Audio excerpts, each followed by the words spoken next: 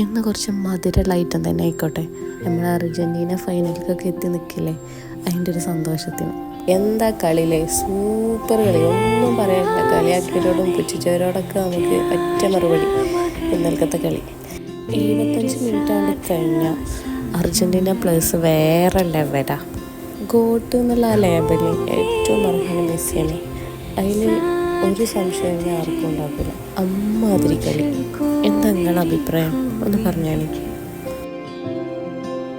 कह दे तो तेरे लिए काबिल हूँ मैं या नहीं, तू ही कहे तो